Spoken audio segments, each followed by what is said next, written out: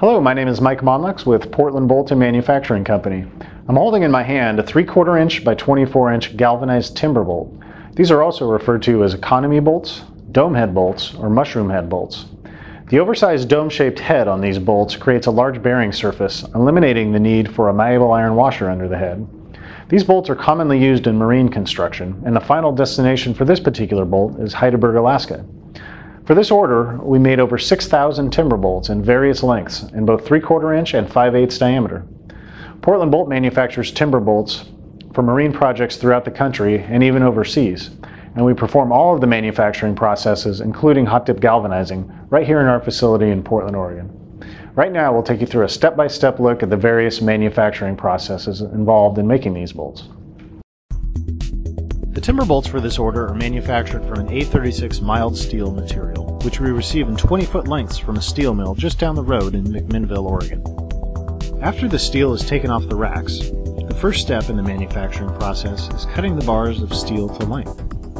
This is done by shearing the steel, a process which cuts the steel extremely efficiently, chopping the steel like a guillotine. The next step in making timber bolts is to hot forge the head of the bolt. An induction heating coil heats the end of the round bar to approximately 2000 degrees Fahrenheit. The timber bolt head is then forged onto the heated end of the bar. After the bolts are headed, they move on to threading. There are two distinctly different ways that bolts can be threaded: cut threading and roll threading. These bolts will be roll threaded. Roll threading is an extrusion process in which steel round bar is forced between two dies to form the threaded portion of the bolt, instead of being removed as in cut threading.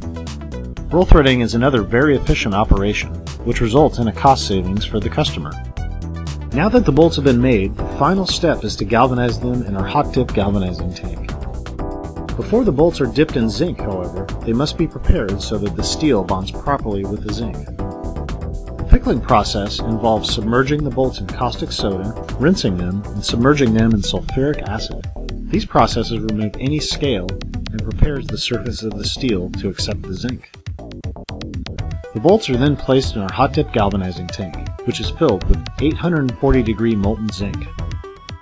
After the bolts are removed from the zinc, they are spun in a high-speed centrifuge system to spin any excess zinc from the threads, so that they easily accept the net.